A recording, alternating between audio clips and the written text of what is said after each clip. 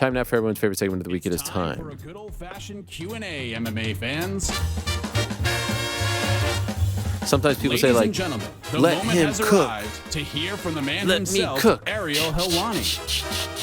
Live from the Box Studios in Except beautiful New York City. Let him cook. It's on What is the that nose. thing? People say, like, And let now, him cook. to Let us answer your shoot. questions, get out of your seats and on Let your him feet cook. because Let us here shoot. he is, Ariel What do you think? Helwani. Like, I mean, I'm big on TikTok, and I see all the like videos like, let him cook, let him cook.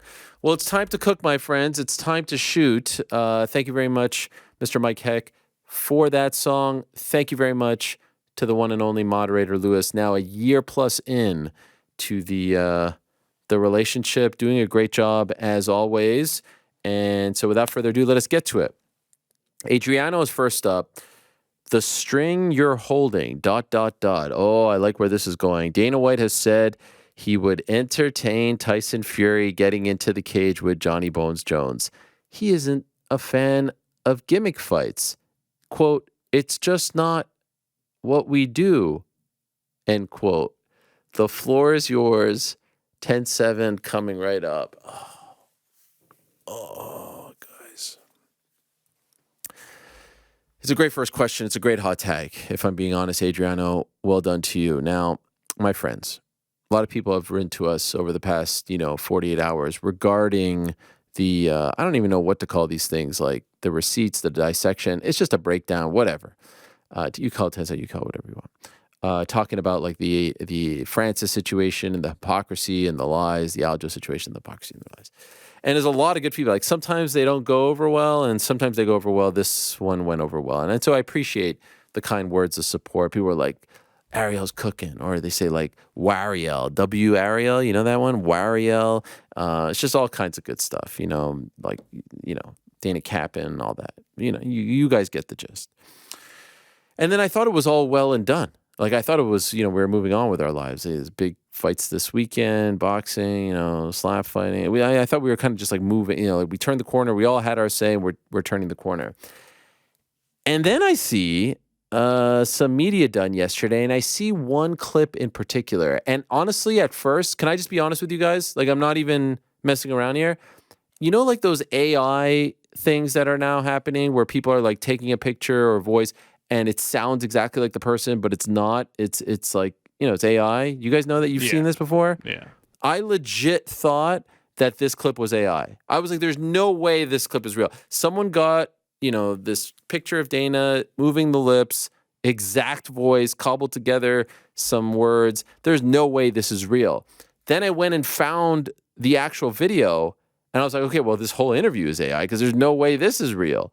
But no, I have confirmed it is real. Dana White was asked about Jon Jones and Tyson Fury by an outlet called Bro Bible. And I had to watch it 2 or 3 times, again, to confirm that it was real. And because I couldn't believe what he was actually saying. And all it did was confirm everything that I said on Monday, not just from a literal standpoint, but also from the standpoint of it's a walking contradiction at this point. And anyone who's falling for it is just being played.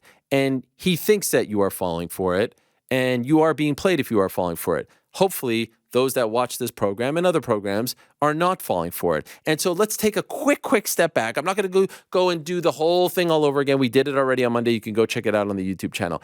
But there's one part in particular that very much pertains to this question and to what I'm talking about. And it's Dana White talking about Anthony Joshua versus Francis Ngannou and dismissing it because he thinks it's a gimmick fight and it's, quote, not what they do, right? Do you remember this? In case you forgot, here's that clip. Anthony Joshua called it a gimmick fight this week. He, when asked about that fight, he's like, I'm focused on fighting the best guys in the world. I'm not interested in a gimmick fight right now. And that's one of the big problems with boxing right now is it's all about these gimmicky type fights. And that's just not what I do here. It's not what I do. I put on fights with the best fighters in the world and fights that people want to see. Okay, so that was 4 days ago, right? That was 4 days ago in Las Vegas after the Apex event. We went through the whole thing. The one thing I didn't mention on Monday the idea that boxing is just putting on gimmicky fights in a year that we are getting Tank Garcia, in a year that we are getting Taylor Cameron, in a year that we are getting, as just reported yesterday by ESPN, Crawford Spence, in a year that at some point we presume Tyson Fury is going to fight a big name, and the list goes on and on and on, and you got guys like Naoya Inoue fighting Fulton, and you've got, a big Teofimo Lopez fight here in New York in just a few weeks. Like, there is a big fight every single weekend in boxing, it feels like. Boxing ain't putting on gimmicky fights. Yeah, there's KSI, there's Jake Paul, there's this and that. And even Jake Paul versus Nathan Diaz, I wouldn't put in the gimmicky fight category. So it's just absurd to say that boxing is just putting on gimmicky fights right now. Same as it is absurd to say that you could be the guy to fix boxing when, dudes like Garcia and Tank and Spence and Crawford are all going to get paid an incredible amount of money to fight. The best part about that is he's dismissing a fight like Joshua versus Francis, which features, the lineal heavyweight champion of the world, the guy who, held the belt in the UFC not that long ago and successfully defended it multiple times, beat, Cyril Gane with a freaking, messed up knee. Actually, it was one defense, to be fair, after beating Stipe Miocic. So you're dismissing that, and you say that's not what we do here. Forgetting about James Toney versus Randy Couture and CM Punk and the BMF title and all that stuff. He said that on Saturday, okay? Joshua, Francis, two big names, right? On Tuesday, 3 days later, he is asked about Tyson Fury and Jon Jones. He is asked by Bro Bible what he thinks of that fight. Remember what he just said on Saturday. This is what he says on Tuesday. You know how I am. If Tyson Fury really wants to fight Jon Jones in the UFC, I will make it happen. And here's my thing right now to Tyson Fury. Tyson, if you're serious, let me know. And, Tyson and I have a good relationship. I like Tyson Fury. Wait, pause it there. How do you think that would go? Pause it there. I will make that happen. Did you hear what he said? I thought they don't do those fights there. What's the difference between Tyson and Jones, Joshua and Francis? Nothing. Well, I guess the big difference is you don't have the rights to promote a Francis fight anymore. That's it. But I will make that happen. Look at the excitement. The offer to Tyson. Call me up. Let's make it happen. What changed? What's the difference? Nothing changed. Hypocrisy. That's all it is. Flip-flopping. Wishy-washy. Look, keep going. It gets better. Let's find out. Listen, we can talk all we want. Tyson can talk. Jon Jones can talk. I can talk. We can all talk. Let's do it. I mean, if Tyson's serious and he wants to do it, listen, I got Floyd Mayweather to fight. We paid Floyd and got Floyd the number he wanted. Pause it there, please. Tyson Fury. Please. I love that one. I got Floyd Mayweather to fight. We got Floyd the fight. You didn't pay Floyd anything. You didn't. Like I said on Monday, all you did was say, all right, Connor, we'll cut a deal with you so you could go out and do this fight on Showtime with Mayweather Promotions and all this stuff. You didn't cut Floyd no checks. You didn't make the deal with Floyd. You were on the other side of the equation. Again, this is hypocrisy. This is wishy-washiness. This is lies. This is revisionist history. They didn't make no deal with Floyd. What are you talking about? You think they were there? Like, they may have done a deal where it's like, all right, Al Heyman, we're going to bring our guy, this and that. If you think that they were cutting Floyd a check on August of 2017, I got a bridge to sell you in Brooklyn. What are you talking about? But again, don't let's not get lost in the weeds. 2 days prior, he says they don't make those fights. That's not what we do here. Now he's getting excited about Tyson Fury and Jon Jones. What's the difference? Okay, please keep going. I think it's almost over. He's serious, and he wants to fight Jon Jones in the UFC. Let's start talking. In the UFC, punctuates it. I thought it's not what they do there. Like on Saturday, it was like, we let Conor go do that thing. I didn't like that fight, but that was in boxing because they do shitty things in boxing and it's a gimmick. He mentioned in the UFC multiple times, the same guy who has said, we know how this story goes. He said it on Saturday too. Boxers and MMA fighters, we know how it goes. This is gimmick stuff. We don't do this stuff. No one wants to see this stuff. And now literally 2 days later, he is getting all excited about the idea, the prospect of Tyson Fury versus Jon Jones. Am I taking crazy pills? I saw that clip. That's the clip I'm talking about. I'm like, how is this possible? Really? And we're gonna sit here and debate Aljo, this, that. Like when that's the stuff that's coming out. Come on, guys. Am I crazy? Come on, New York Rick.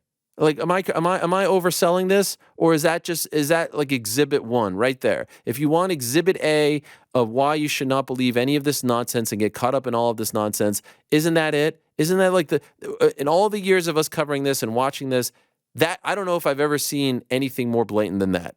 2 days ago, we don't do this. 2 days later, sign me up.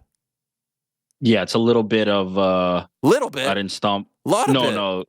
A lot of bit of I didn't stomp his couch, so yeah, I stomped his couch. You know what I'm saying? Like, say one thing, literally say the opposite 5 seconds later, and reverse course. That is amazing to me. Like, it's literally the exact same thing, right? Francis, Tyson, or it's Francis, Joshua, Tyson, Jones, right? It's the exact same thing. It's the same fight. Why is one a gimmick fight that we don't entertain, and the other one? Oh, I know why. Well, because Francis Ngannou was involved, yeah. And then that's enough. You know, isn't that amazing? Come on. Could it be? Do you think it was AI too? Did you guys think it was AI? I thought it was AI. Allen Iverson? No, Yeah, it was Dana. Shout out. What was that, Frank? I was going to say, maybe he was like, no gimmick fights. One fight is okay. Oh, stop it. Fuck out of here. The semantics of adding the S. Oh my god. Yeah, I mean, The Simpsons. On a serious note, yeah, he's speaking out of both sides of his mouth. He's saying, what is the expression, like, what's good for thee is not good for me, or whatever that is, because it's not him, and because Francis is off doing his own thing. It's something to try to degrade and try to lower the status of, and then when it's his turn to do it, he wants to promote it like silly. Nobody's business. It's very obvious, though, is what I'll say. Like, this is not very slick. This is not very sly. No, but people fall for this shit, man. People fall for this shit. I don't doubt it. Yeah, people fall for a lot of stuff. The jabroni marks, as Hulk Hogan once said in a famous tweet, they fall for this shit. He's sitting in a room with a Power Slap logo. I was like, oh man, I got to see what's up with this interview here with Bro Bible. And then he's like, that's appointment viewing for you. I know for sure. This Wednesday, we got the middleweight check. Everyone wants to know who's the best slapper at middleweight. Like, what is going on? There can't be any possible, like, there can't be any explanation to where, like, Dana actually enjoys talking about any of this. Like, come on, I don't believe that for a second. You're in one breath promoting some of the best fights on the planet. The UFC's on fire, and says, like, we got Slap for Cash, who just weighed in at 460 pounds. Let me tell you something about Slap for Cash. His technique, like, what the fuck, man? Are you that bored? It's crazy to watch, like, one of the greatest promoters of all time talk about this like it's actual real. He calls it a fight. That's not a fight. What are we talking about? What's going on? He's sitting there saying, like, this guy, the world is talking about this fight. The world wants to know who's the best slapper. He calls him a slapper at middleweight. What? There's actual weight classes? You kidding me? I just thought it was like, hey, Jimbo, truck driver from Iowa, we got this great opportunity for you in Las Vegas. We're going to pay you a cool $2,000. We're going to put you in the Station Casino. It's going to be a great time. You get a free buffet ticket and free Wi-Fi, by the way. I don't want free Wi-Fi at the hotel. It's going to be great. You get one chair, one towel. If you want a second chair for a partner, you got to pay for that at the pool back at the station. And we're going to put you up against Peter from Mississippi. It's one of the great fights that we've ever put together. Are you in or are you in? Okay, great.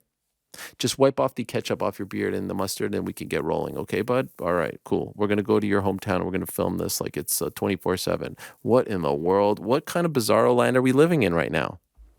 Anyway, thank you for the hot tag. There you have it right there. 2 days ago, don't want to do it. 2 days later, sign me up. Mr. Clean from Vancouver Island, Ariel. You are the MFing king. Love the show. Been watching you for over a decade. What's the deal with the Jon Jones fight versus Stipe? And Stipe and Jon both said they'll be ready for July. That ain't happening. I'm definitely seeing a lot of Dana nut huggers online right now, but I can assure you I'm not one of them. Loved your 10-7 segment on Ngannou last week. Stay real. Love the show. Keep up the great work. All of you. No, it's still the plan. I mean, they know they're not going to make these, these boxing MMA hybrid fights. And I do believe part of it is to take away from, like, they see part of what he's doing here is they know that Francis can make the Tyson fight and that there is interest from Tyson's team. That is legit. And so they're trying to distract from all that and say, come here, son. Not like how the Irish like to say, come here. He's saying, like, come here, kitty, come here. Let's talk about this over here. Don't talk to that guy. You don't want that guy. This is the baddest man on the planet. This is the guy right here. You want to talk to this guy right over here, Jon Jones. It's all just a distraction. It's all just a distraction. So that's what they're trying to do. They're trying to set the narrative that this is the baddest guy on the planet. And he's up. I mean, he's one of the greatest fighters of all time. But Jon can't really make that fight. And Tyson doesn't want to do that fight in the UFC. Francis wants to box Tyson. And who knows if that's going to happen as well. But it's all just a distraction. The plan is still MSG, Jones, Stipe. And we're still, 6 months away. So who the hell knows what's going to happen. But that's the plan as of right this moment. Hut. Ariel and MMA Hour crew, thanks for what you do in the hours of entertainment every week. Love the watch parties also, so thank you, GC, Frank, Mike, and everyone for that. Ariel, if Aljo were to step up and definitively say, no, I'm not fighting in August, that is too soon, which honestly seems like a reasonable thing to say. Could you really foresee the UFC stripping him of his title or even implementing an interim title between O'Malley and whoever in August? Yes, this is Tyron Woodley 2.0. We saw this whole story, the exact same story. And remember they made an interim title fight with Colby Covington and RDA? It's the exact story. We saw this all play out. All of it. I actually just, it's like so reminiscent. Aljo just tweeted, I'm a phone call away, boss. Respectfully, you made a fight the night of the fight without a single word of it mentioned to me or checking on my injuries. I have a personal life outside of fighting, but once again, I'll show up and piss in everyone's Cheerios again. Cheers. I mean, Aljo's going up against the machine. It's like Aljo 316 here. I wish they would just let him lean into that. This is like 1999, the corporation, the powers that be against the champ. Aljo 316. Yo, Aljo, you should run with that. Aljo 316. What is like the I know 718 is Brooklyn. What's the area code for Long Island? 450? That's a good question. Is it 516? 516. Yo, not bad. 316. Aljo 516. Aljo 516 says, I just pissed in all your Cheerios. It's not bad. It's not bad. Black, white text. Because that's what this has become. And Aljo's not backing down. I kind of dig it.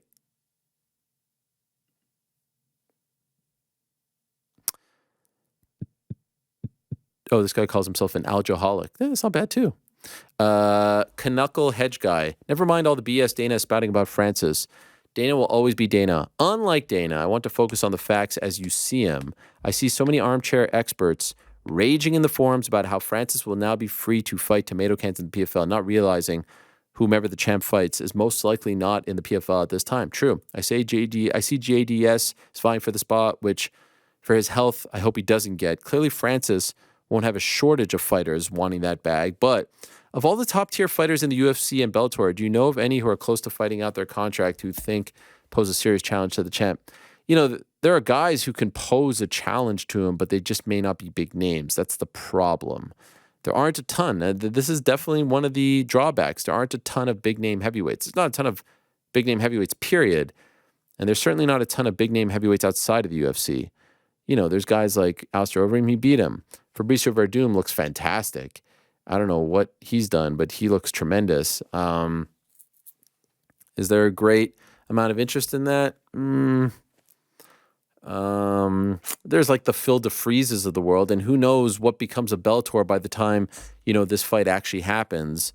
But yeah, I think that's part of the appeal with this 2 million. I saw yesterday, there was some talk of, maybe it was 1 million, whatever it is, 1 million, 2 million to fight him. It's still a big number. Would like to know like what the exact number is though. Don Davis, the president of the PFL, was doing an interview about that with Spinning Back Fist. But the point is, like, that's a big number, and I think that's almost like the bait to try to get someone. Now, the UFC is going to make it very hard for someone to leave.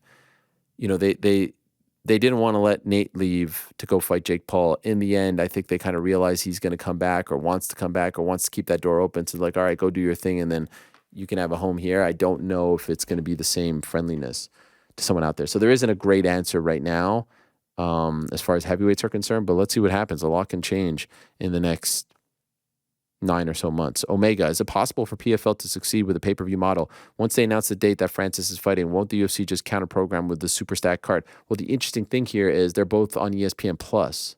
So is ESPN Plus going to be down with that? No, this isn't Spike TV and Affliction back in the day, you know, like Affliction on pay-per-view and the UFC going on like they're all, that's the awkward part about all this. They're all under the same umbrella. That being said, I don't think PFL should do pay-per-view. Just being honest. They should put stack cards on cable television. I don't think they have the roster right now for pay-per-view. I don't think anyone outside of the UFC has the roster for pay-per-view. That includes Bellator, that includes ONE, that includes anyone in MMA. And I don't think their pay-per-view back in November did well. Even Francis against someone I don't think should be on pay-per-view. Put that on free TV or cable TV. Even put that on ESPN Plus for $5 is better than pay-per-view in my opinion. It's just too tough. And there's too much UFC on right now where people are paying for that, you know, there's only so much disposable income. Omega says putting Francis on ESPN makes much more sense. I agree. Jamal 2020, aloha Ariel, aloha. By the way, great rant on Dana White spouting off a bunch of BS on Francis's PFL deal. The interesting thing is, during those press conferences, you never hear anybody give Dana any pushback on some of the wild things he says. A lot of times there are several sentences he says that just seem categorically false. Can you remember a time when one of the reporters actually pushed back on a falsehood that Dana White was trying to push out to the media? Look, I don't want to shit on the media that are in attendance. I know what it's like to be there. You're surrounded by PR. You're on their turf. You let him say his thing, and it's much easier for me to sit here and say this. I recognize that. And I used to get annoyed when people would do that to us. Not necessarily something that was involving me, but like I would see people on Twitter commenting on the press conference, like, you bring your ass over here if you want to ask better questions. You know what I mean? So don't turn Dana White bending the truth, blah, blah, blah, blah, blah, hypocrisy, blah, blah, blah. And don't make that into an indictment on the media. A lot of those guys are trying to make a name for themselves, are young, are coming up, whatever it is. It's an intimidating scene. There's just no denying that. And denying that would be insensitive. Of course, would I love to see someone push back? And we have seen people push back. I mean, that dude in Newark pushed back just a couple of weeks ago. So of course I'd love to see that. But, you know, let's not deflect. The real story is what's being said, in my opinion. And you could come to places like this and, you know, get the other side of the story. The real story. Dan, Ariel, what is happening with Khamzat? We went from Dana saying that he's going to give Khamzat one more chance at 170 against Colby on the London card to him moving up to 85. Now Khamzat is saying he's fighting Usman at 170. The only thing consistent with Khamzat's supposed next fight is him saying October. Why October? October is Abu Dhabi, and he's a big deal over there, and they need to stack those cards. That's why Islam's fighting in Abu Dhabi. You know, the original thing was Khabib fighting there. Khabib no longer around. Khamzat, Islam, you know, the Dagestani / Chechenian / Muslim fighters are always going to be a massive draw in the UAE. They're just huge stars over there for obvious reasons. So that's why they're saving him. But I thought they had to give him 3 fights. I thought everyone has to get 3 fights, and if they don't get 3 fights, they don't get paid. Isn't that what he said? That's all that it is. They're almost there. We're 5 months away. Leroy Jenkins, Ariel, last week Devin Haney hailed UFC fighters for not having their careers hindered by losses. Mentioned how sometimes they even get bigger fights after losing. True. Look at Chandler. And proposed that Floyd's undefeated record ruined boxing. I don't know about that. And made fighters not want to fight and lose their own. I mean, in the end, like Floyd did fight Canelo, albeit younger, did fight De La Hoya, did fight Ricky Hatton, did fight Shane Mosley. You know, like was there a fight? Rick, agree or disagree? Was there a fight by the time his career was over? Of course, you can always stick around and fight someone, but was there a guy that people said Floyd ducked that he never fought? I don't really think so. I think there's certain names. I think more than anything, the indictment on that has been, from what I've seen, that he kind of waited until it was the opportune time for him, and maybe not for the other side of the equation. Sure. But I think there's a truth. I agree with Devin Haney. I think there's a truth to the idea, and I wouldn't pin it on Floyd Mayweather, but I'd pin it on the boxing model that, like, if you lose your undefeated record, it hampers your progress in boxing in a way that it does not in MMA. That's a boxing No, I don't thing. think that's specific to Floyd. I don't think that's specific to Floyd. That is the nature of boxing in this era. And it's annoying. Why we don't get fights like Gervonta and Ryan Garcia, because nobody wants to drop it, right? That's why it's so rare. But I mean, Floyd furthered it because now there's a guy who went, 50-0, and there's something to say, like, well, if you're trying to catch all-time greatness, you have to really keep it going for that long, which makes it even harder. But I would not pin that on Floyd. That's built into boxing. That's baked into boxing. 100%. But he's right about that. He's right about that. I do feel, I don't know if it's because of the UFC, this, that, but look, Spence Crawford, I know that there's some trepidation. Yeah. I'm very trepidatious, I will admit. It feels like we're getting closer. There's that. There's Tank Garcia. Look at Katie Taylor going up to 140. There were 2 undisputed fights just this past weekend. 2 undisputed title fights. Haney, God bless him, he searches for the biggest fight. He went to Australia twice.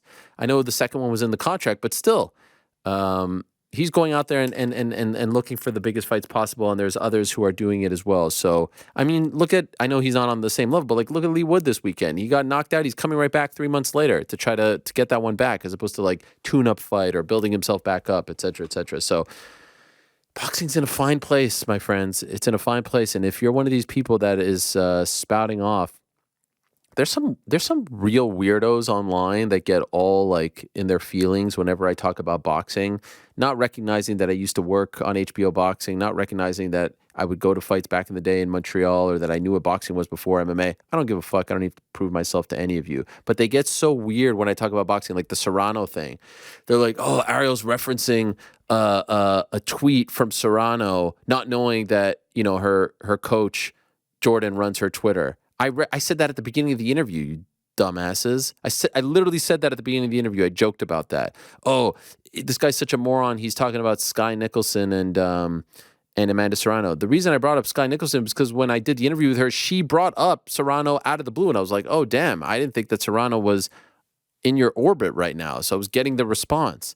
These dudes are so weird and territorial about boxing, and you don't know boxing, and you don't understand boxing. Fuck out of here. I'll talk about whatever I want to talk about, and I will go toe-to-toe with any of you on boxing knowledge. No problem. No problem, brother. But, yes. I mean, on the other side of the coin, you're working on a boxing broadcast and things, and, and going to boxing events, and they're on Twitter, so... Sure. Oh, and the other one I saw was... The other one I saw is that... a hierarchy. That I'm biased towards the zone boxers. I'm like, yo, last month... I mean, if there's anyone who's Switzerland here as far as boxing is concerned, it's me. Last month I was working for Showtime. And I just worked on one DAZN broadcast. That's the first thing I've ever done for DAZN.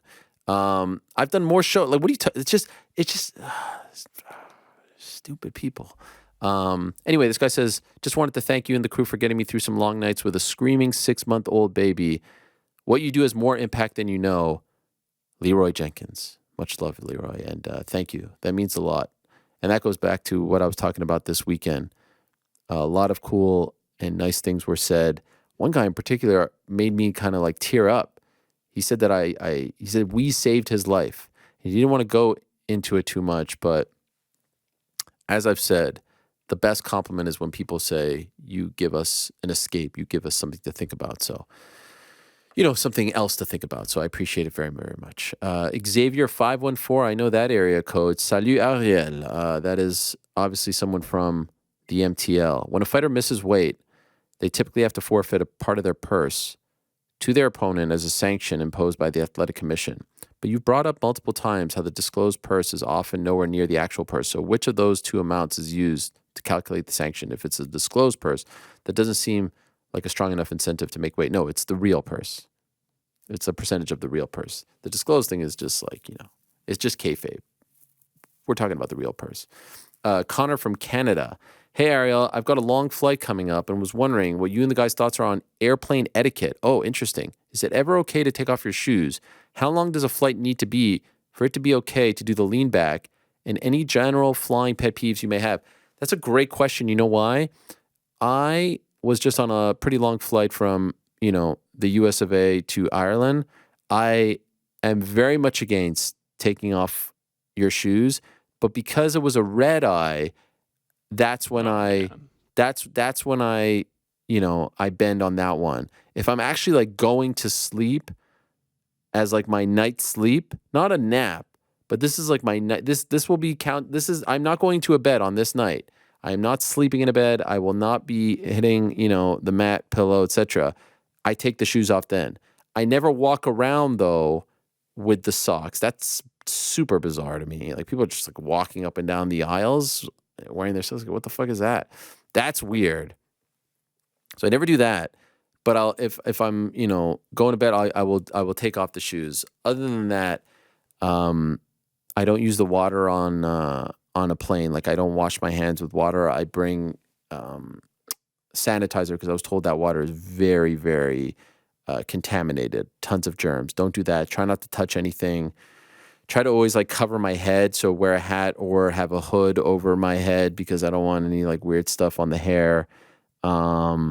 Try to be respectful of the lean back. If I'm business is a lot of space, so you could not have to worry about that as much, especially those long flights with the bed. You know what I mean? And I think that's pretty much it. Shoes, huh? Yeah. What? I've never even considered taking shoes off, even on a red eye. Really? If there's an emergency, I'm not barefooting my way off that plane. I'm with you though. The aisle walkers, and there's no so shoes. Weird, right? Don't love it. Don't love the lean backs. I've never sat business class. There's nothing worse than when someone just leans back and is just right there in your lap. Got long legs, can't do that. Yeah. No, listen. It's very annoying, especially before the flight even takes off. Someone does that. Very, very You're annoying. looking at like a 4 to 5 hour flight. No, a 45-hour flight. No, a 4 to 5 hour flight. Yeah, but I mean, like you could wait for the flight to take off. Yeah, I'm against the lean backs. I don't lean back. You know what I do like to do? Do the rock away. A lean back. A lean back. Yeah, a I always lean lean back. A lean back. That's what 15-minute flight, I'm leaning back. When I start to lean back, I play that song as like my entrance music. Lean back. Do you really? To give the person behind you a I heads just up? like, hey, I just want to let you know what I'm doing now. So I play it on my phone. Oh my God, that would be so obnoxious. It is very weird when people are just walking around with their socks. Like you do know that people have just been walking in bathrooms and, like public bathrooms, airplane bathrooms are gross. Back to the head thing. What are you worried about getting on your head? I don't know, weird lice or something like that. Weird lice. Germs. And the bottle that you bring of hand Germs. sanitizer, they're okay with that at security? Oh, it's not like a freaking, Are you a seat gallon. wiper before you sit down? So they've been doing this thing now where they give you the wipes. Yeah. I try not to like lean in to my idiosyncrasies, right? So I try not to get too crazy with that. But once I have the wipe, I'm gonna wipe it down. It feels like that's something you would do. If if you're gonna wear a hat to protect from weird lice, you should probably wipe the seat. Yeah, I do that. Well, the bonus question here. the seatbelt. Yes, When's the last time you've rode on a New York City train? it's been a while. I just now put that together. Never touch the handles on the train or like the bars or anything like that. I'm always like this or like this. Oh, man. Can't be I bothered. held one for 15 minutes this morning. That's disgusting. Never And touching shook your anything. hand as soon as No, you got didn't here. shake my hand, and I will never shake your No hand. washing either. I will never shake your hand. As a result, Nathaniel Schneider, maybe Nathaniel. Shalom, Ariel. After seeing the amazing week you had in Ireland, getting to work, the Taylor Cameron fight, sitting down to speak with Conor McGregor at his restaurant, speaking again with Sky Nicholson, going for a stroll with Katie Taylor, all while still getting to meet and speak with the highest level of MMA fighters, work WWE events, host your own basketball show. Do you ever let yourself sit back and smell the flowers? You tell a lot of fighters to enjoy their successes, to smell the flowers once in a while. Do you ever do that yourself? Mazel tov on your amazing career and to many more memories to come. P.S. Now that Nottingham is staying up, LFG, what's GC's bet going to be on them for next season? I'll ask him that question in a second. But yes, I was on the plane. Let me pull this up. Yeah, here it is. I was on the plane going to Dublin in the midst of my sweatiness and frustration. I told you all about the story. Almost missed the flight. It was very stressful. And I did feel like because I was stressed. I was like, what the fuck? How did I screw this up? And this was coming off the Francis interview earlier in the day. So, I was feeling good about myself. And, even a day like today, like Hulk Hogan will be on.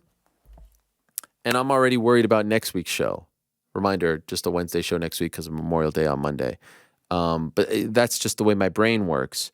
And I'm thinking about this and I'm thinking about that and who I have to reach out to and book and stuff like that. And so I did want, and I never do this. So it's funny that this individual, Nathaniel, is asking me this or saying this because I rarely do that. But I did take a step back and think, all right, since February, this is the stuff that has happened in my life, which kind of blows my mind. And I only say this because I want to tell you that it's rare, but I do sometimes like to smell the roses. And I do think that is important. And it is something that I ask the fighters about because I do think that if you're just going to let everything go by in life and never actually take a step back and be like, that was pretty damn great, or I'm pretty excited about that, or I'm proud of that. So in no particular order, did the WWE thing in my hometown in Montreal, Elimination Chamber, which is like one of the coolest things that I've ever had a chance to do, and still can't believe people were so bothered by it. But alas, will never regret that. Launched my own basketball podcast, got to cover WrestleMania for BT Sport, got to cover Tank Garcia for Showtime, working on a real sports story that I'll tell you about soon that should come out next month. And by the way, congratulations to Real Sports on winning a Sports Emmy on Monday, and to the great Brian Gumbel for winning a Lifetime Achievement Award. That is still insane to me that I'm on that show, and I have a third one coming out, hopefully end of the summer, early fall. Got to host the Diaz-Paul presser. Got to do the Katie Taylor fight for DAZN. Got to host this show and all the great guests that we've had and all the great episodes. I think it's been one of our best stretches in recent memory. In addition to the other podcasts that I do for The Ringer, in addition to the other work that I do on the YouTube channel, like it has been an incredible 3 months. And this is exactly what I dreamed of.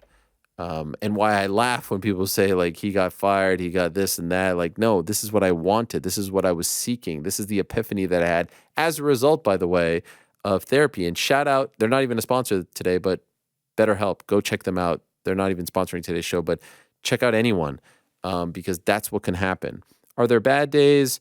Are there days where I'm down? Are there days where I'm frustrated? Are there days where I feel down for no particular reason and I don't even know why? Absolutely.